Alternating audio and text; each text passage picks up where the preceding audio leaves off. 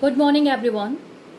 Today in this lecture I'll explain about a structured oriented programming approach as well as object oriented approach because nowadays we are using object oriented approach only. In structured programming approach we will know about the drawbacks of structured programming. After that, we will know about object-oriented approach, advantages of OOP, fundamentals of object-oriented approach, elements of object-oriented approach, and characteristics of object-oriented approach. Got it? Exactly. All organizations of software development need to design their software easily upgradable, easily extendable, easily reusable. Before the object-oriented approach, all software companies were using structured programming for developing. But there is a new approach of developing the software is object-oriented approach. In short, we can say OOP. Before explaining the concept of object-oriented approach, you have to understand programming approach and their drawbacks. Now, structured programming approach. Exactly what is structured programming approach? The structured programming was the way to solve any problem. In last case, every programmer knows the techniques of software programming to develop the software. Basically, it focuses on the functions. In the structured programming, most of the programs have a fixed, well-defined structure and format. A journal program can access or retrieve many functions, or program can access or retrieve many functions or programs as they require for a particular problem. It is also known as procedure-oriented programming. Many structured programming based on global, local data items and the functions. For example, we have a main program. In this main program, we have a functions, function 1, function 2, function 3, function 4, function 5, up to function 8. Suppose function 1 wants to access main program. Function 1 can easily access the main program. Suppose function 1 and 2. Function 2 wants to access function 1 as well as main program. Then function 2, no foundations, can access function 1 and main program. Similarly with function 3, if function 3 wants to access main program and function 2 also, then function 3 can access easily main program and function 2 also. But when we use this type of programming for large programs or software, it is required to define some data items as a global data and some data items as a local data. This is main drawback of structured oriented programming. It will produce confusion. What data are used by which function and which are global data and which are local data. If any software or system which is developed using structured programming, it is difficult for maintenance, upgrading and modifications. These are three main importance for any software maintenance, upgrading or modification. Okay, but in this structured programming, it is very difficult to maintenance, upgrading, maintenance and modification because we don't know what is global data and what is local data. It is also difficult to understand the designing of the structure of any program, and we cannot simulate the problem with the real world using structured programming. So That is structured programming and drawback of structured programming.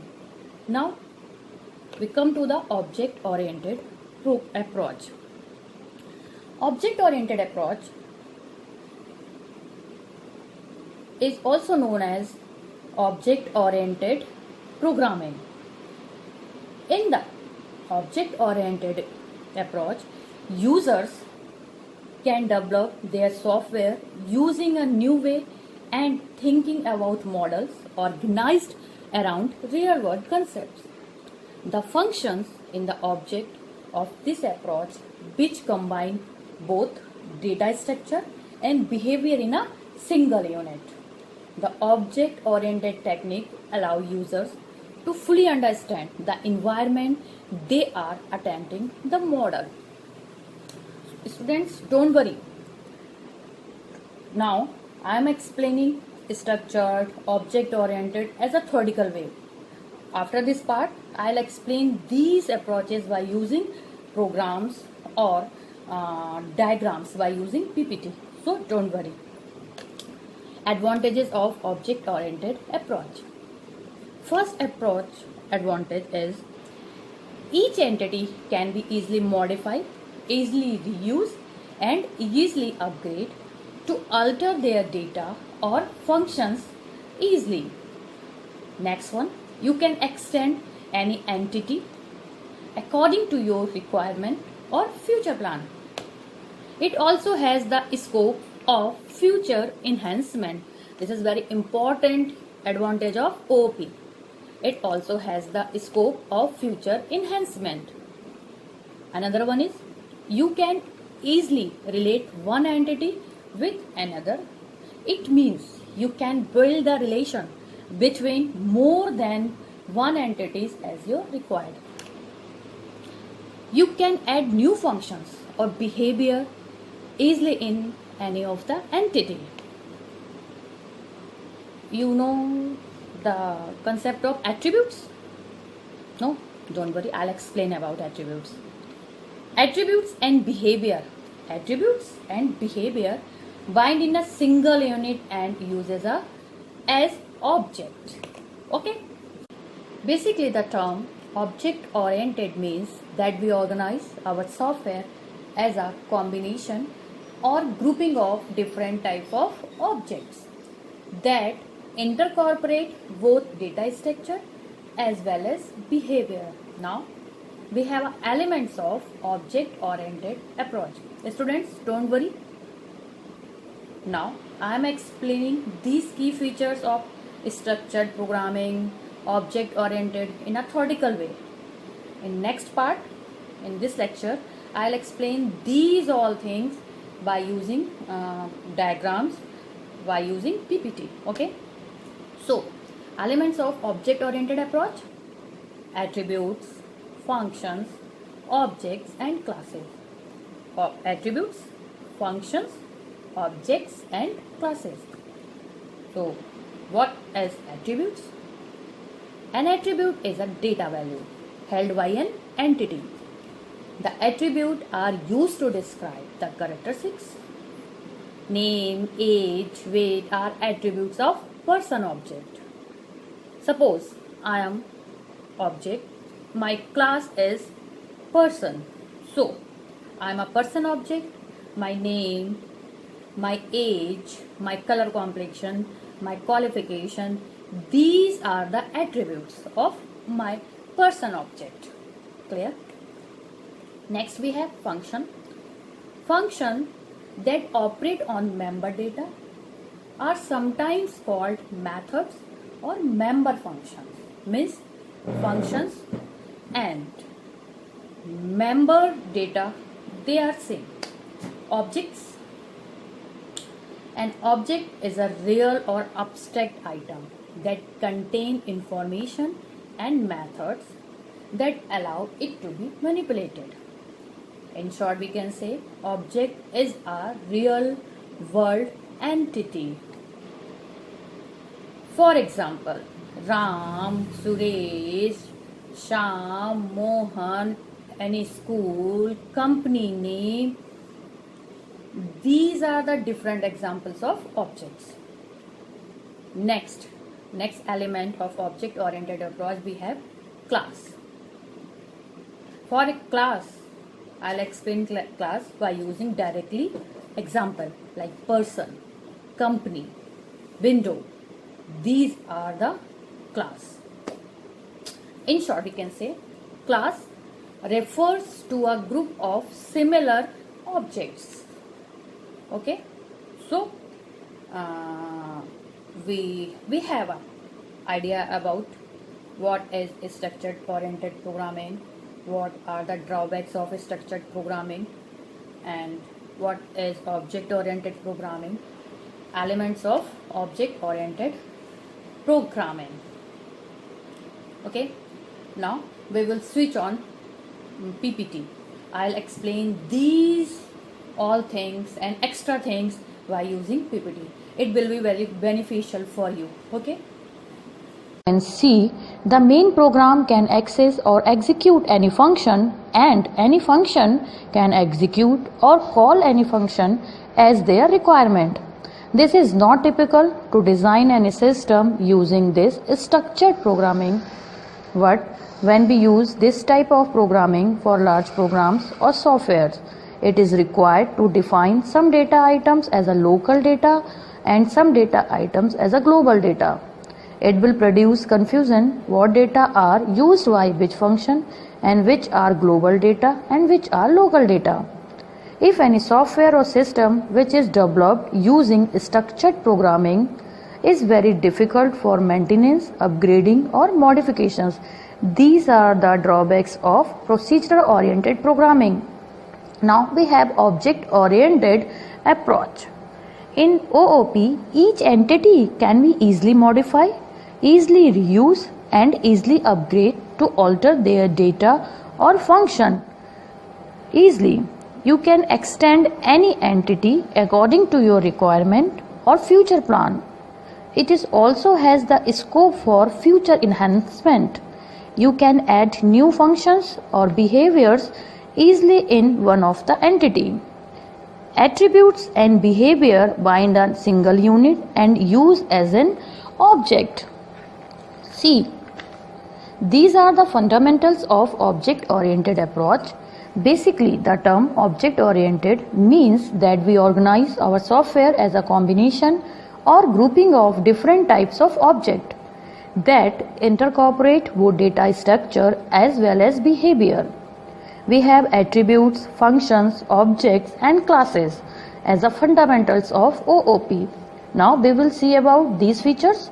First we have attributes. An attribute is a data value held by an entity. The attributes are used to describe the characteristics of an object like name, age, weight are attributes of person object. Now functions. The function describes the behavior of the object. The function is the way to access the attributes. Each function can be used to define any behavior of objects. The functions that operate on the member data are sometimes called methods or member functions of a class. Objects. An object is a real or abstract item that contains information and methods that allow it to be manipulated. Or we can say object is a real world entity. Class. The class is group of objects with the same data structure and behavior. Remember this thing? Same data structure and behavior. Now we have characteristics of object-oriented approach. It is necessary to understand some of the concepts used in object-oriented programming. It includes following characteristics. First, data abstraction. Next, encapsulation, inheritance and polymorphism. Now we will see about data abstraction. Data abstraction is a feature to provide the access of member data without showing the detail of the hidden data. Actually, data abstraction refers to provide essential features without including background detail or explanation. Right? The goal of abstraction is to isolate these aspects that are important for some purpose and suppress these aspects that are unimportant. Abstraction must always be for some purpose because the purpose determines what is and what not important. Now we have encapsulation, means when we tie data structure and the behavior in a single unit called class. This property of binding the data and function in a single unit called encapsulation. Basically, this property provides the feature of information hiding. In short, we can say the property of binding the member data and member function in a single unit is called encapsulation. Now we have inheritance. Inheritance is the process by which object of one class acquire the property of objects of another class. It supports the concept of hierarchical classification. In short, we can say inheritance is a mechanism of sharing attributes and operations among classes. Polymorphism. Polymorphism is one of the crucial features of OOP. It simply means one name, multiple form. For example, the move function may behave differently on the window and the other classes. Polymorphism means that the same operation name may behave differently on different classes. Now, you can see the programming languages, those are comes in structured programming or those are comes in object-oriented programming. Now, first we will see structured programming languages. We have C language, Pascal, Fortran, COBOL. These are procedural-oriented programming languages.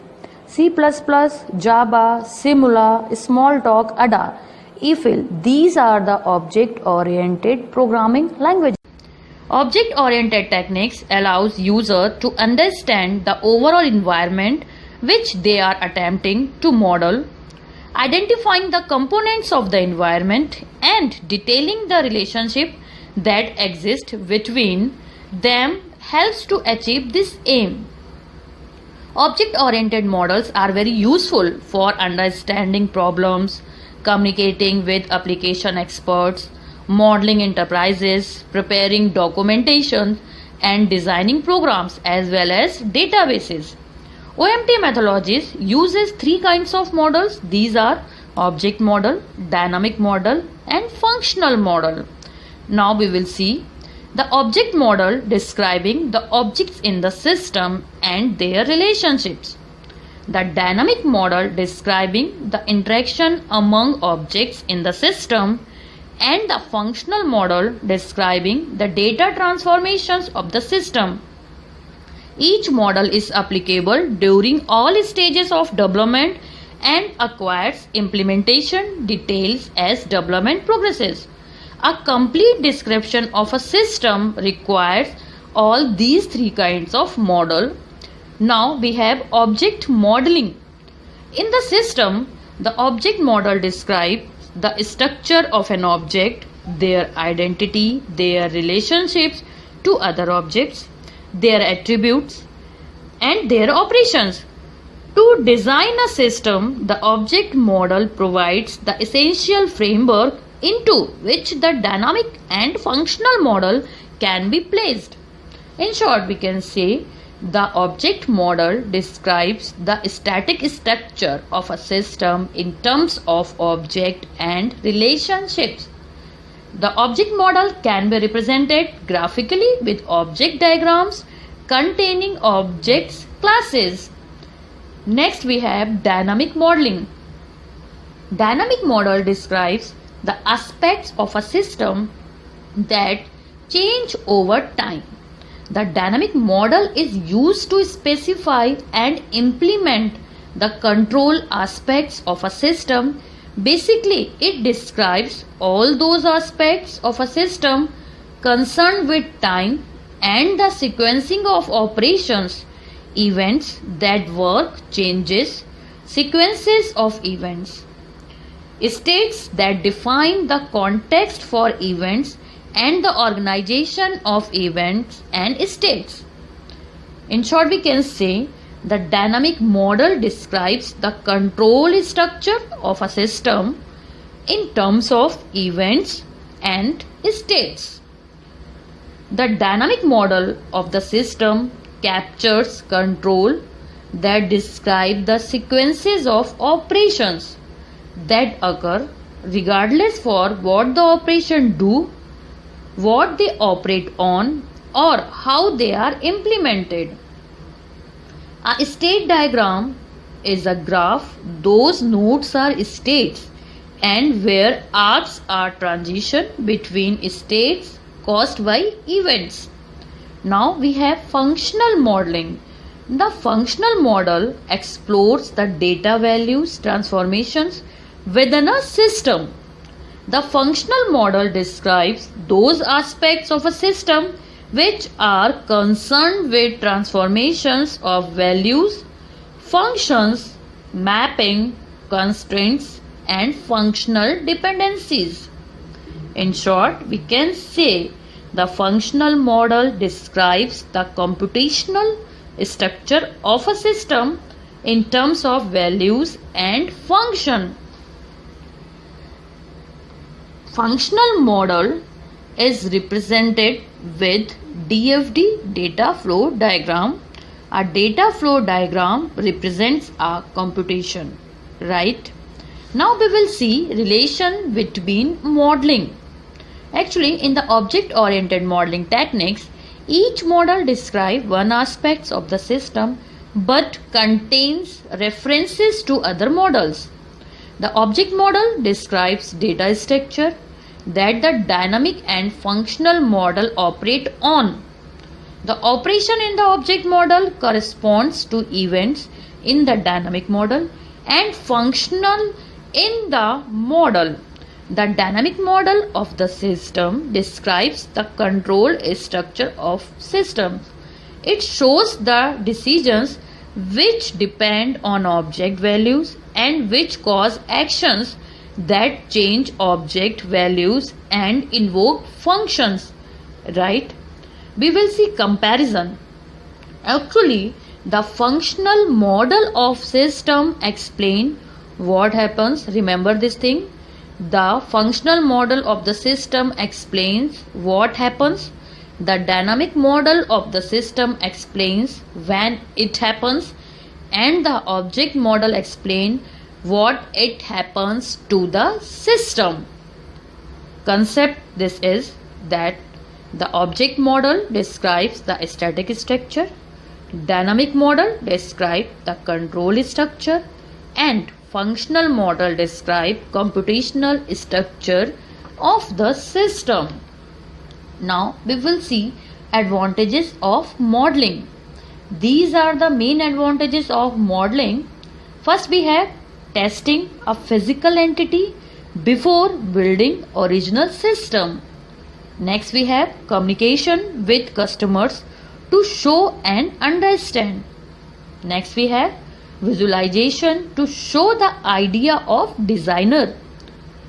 Next, we have reduction of complexity. These are the main advantages of modeling. Now, this is the very important part of this video lecture. Students, now you have an idea about structured approach, object-oriented approach, elements of object-oriented approach, characteristics of object-oriented approach, right? And OMT means object modeling techniques. You have an idea about object models, dynamic models, and static models, right? So now we have the revision part of this video lecture. First, we have a question that what are the main characteristics of structured programming? So, as we know, characteristics of structured programming is, first one, large programs are divided into smaller programs known as functions. Second one, most of the functions that share global data. Structured programming emphasis is on doing things. Next, data moves openly around the system from one function to another. Functions transform data from one place to another. So these are the characteristics of structured programming. Next very important question we have for revision. What are the main characteristics of object-oriented programming? So, as we know, characteristics of object-oriented programming. First, we have it does not allow data to move freely around the system. It ties data more closely to the functions that operate on it. Next one, it protects data from the accidental modifications from outside functions. Next, we have it emphasis on data rather than procedure. Remember this. It emphasis is on data rather than procedures. Right? Very good. We have next. Data is hidden and cannot be accessed by external functions.